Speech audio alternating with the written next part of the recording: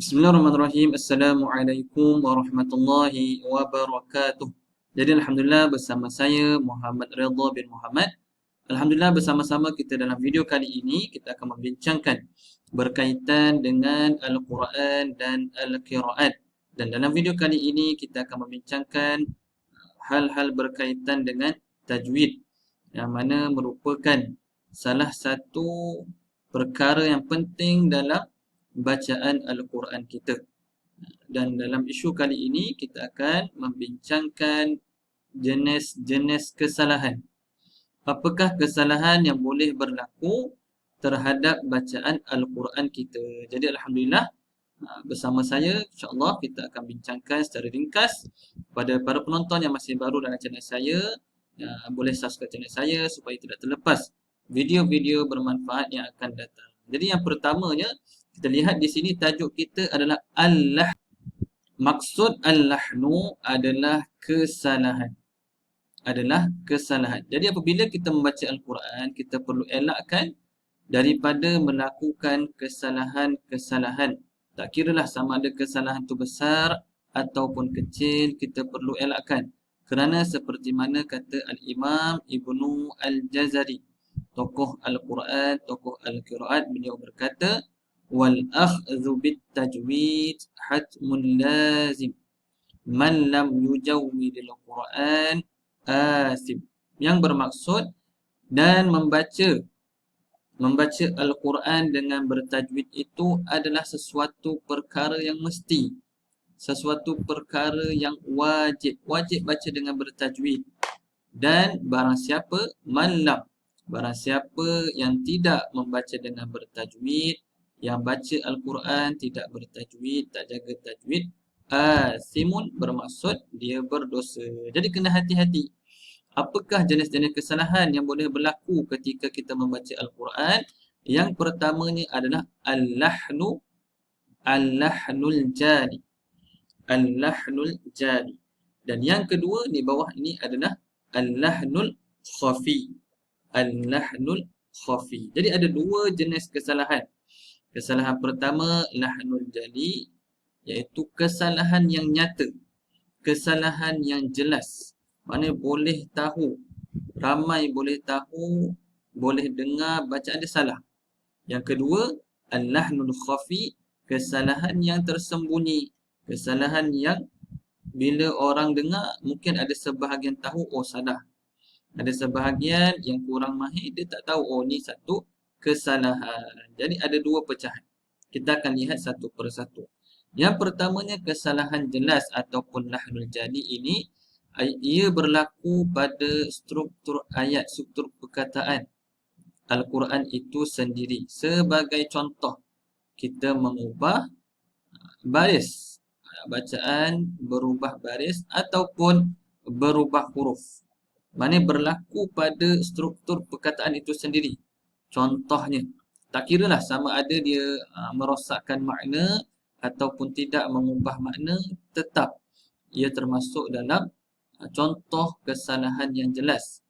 Perkataan itu kalau dia merosakkan struktur perkataan. Contohnya kita mengubah baris. Bacaan itu berubah baris. Contoh dalam Al-Fatihah. Siratal ladzina an'amta 'alaihim. Kita baca lain. An'amtu 'alaihim.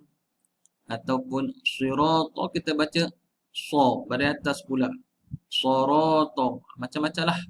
Kalau ada kesilapan-kesilapan berubah baris ini mungkin banyak berlaku pada surah-surah yang kita baca panjang-panjang. Mungkin Al-Fatihah ni jarang-jarang lah berlaku sebab kita dah baca setiap hari. Jadi contoh kita baca Al-Baqarah, kita baca Ali Imran, kita tidak berhati-hati, maka boleh kadang-kadang kita mengubah baris bacaan tersebut. Ataupun kesalahan yang nyata, kesalahan yang jelas, kita mengubah huruf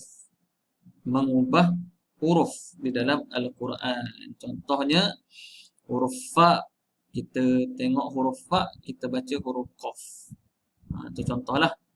Macam-macam lagi huruf-huruf yang lain kita tukar. Huruf sad, kita pergi baca huruf dad. ataupun huruf dad, kita baca huruf za, dan lain-lain itu kita ubah huruf. Dan dua contoh ini adalah dua contoh yang mudah kita nampak bahawa ini adalah kesalahan yang jelas. Ramai tahu kalau kita ubah baris je, orang akan tahu oh salah bacaan dia. Alhamdulillah, dia baca Alhamdulillah. Semua orang tahu salah bacaan dia, dia ubah baris. Ataupun orang tu ubah huruf. Alhamdulillahi Rabbi. Baca B sepatutnya. Dia baca Hirati. Dia baca ta. Ubah huruf. Bila dia ubah huruf, semua orang tahu, semua orang nampak ini adalah kesalahan yang jelas. Yang belajar Al-Quran sikit-sikit pun boleh tahu dia baca salah. Huruf dia salah, baris dia salah, boleh tahu. Itu adalah kesalahan yang jelas. Dan hukum melakukan kesalahan ini adalah haram. Tak kira lah mengubah makna ke, tak ubah makna ke, kalau kesalahan jelas, maka ini adalah satu kesalahan yang haram dilakukan. Tak boleh. Maka perlu berhati-hati.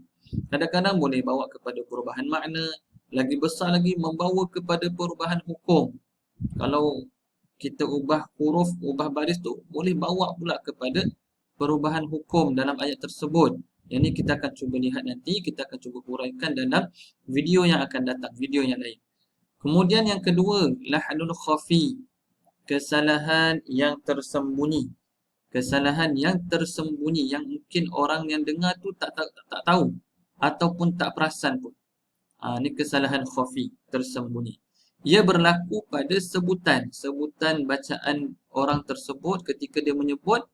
Mungkin antara contohnya dia tak baca idgham. Dia tak idghamkan, dia tak masukkan. Ataupun dia tidak gunnah, ataupun kadar harakat dia tak cukup. Dia baca, dia ingat dah 6 dah, ataupun mungkin 5 ke 4 dia tak betul. Kadar harakatnya tidak betul. Ini adalah antara contoh kesalahan tersembunyi. Ataupun dia tidak tafkhim. Tak tafkhim ni maksudnya tidak membaca dengan tebal.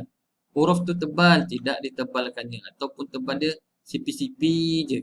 Ini antara kesalahan khafi, tersembunyi. Kenapa kita panggil tersembunyi? Sebab tak semua orang tahu. Tak semua orang perasan. Antara yang perasan adalah qari-qari, yang mana dia memang pakar ataupun mahir dalam bidang Al-Quran. So dia tahu, okey, bacaan ni salah. Bacaan ni, orang yang membaca ini tidak idgham. Orang yang membaca ni tidak cukup harakat. Orang yang membaca ni tidak membaca dengan tafkhim, tidak tebalkan huruf tersebut. Jadi dia tahu. Ini antara contoh kesalahan tersembunyi. Apa hukum dia? Hukumnya ada sebahagian yang kata haram, ada sebahagian yang kata makruh. Jadi yang ni kita jangan ambil ringan. Kita jangan ambil ringan apabila melakukan kesalahan dalam Al-Quran, dalam bacaan Al-Quran. Kalau boleh kita elakkan sungguh-sungguh. Elakkan sungguh-sungguh, jangan buat kesalahan besar, jangan buat kesalahan jelas, dan jangan buat kesalahan tersembunyi. Jangan buat. Kita baca Quran 10 tahun, 20 tahun. Tapi kenapa kita masih lagi mengambil ringan dalam membaca Al-Quran dengan bertajwid? Kenapa begitu? Sepatutnya kita dah belajar, kita praktikkan, kita amalkan, elakkan kesalahan-kesalahan dalam bacaan Al-Quran kita. Jadi itu adalah sebahagian secara ringkas penerangan berkaitan dengan al-lahnu ataupun jenis-jenis kesalahan di dalam bacaan Al-Quran, iaitu ada dua, kesalahan yang jelas dan kesalahan yang tersembunyi. Jadi mudah-mudahan bermanfaat. Elakkan daripada melakukan kesalahan dalam bacaan Al-Quran. Sebarkan video ini, share video ini kepada rakan-rakan yang lain supaya ramai dapat mengambil manfaat daripada video ini. Wallahu a'lam. Assalamualaikum warahmatullahi wabarakatuh.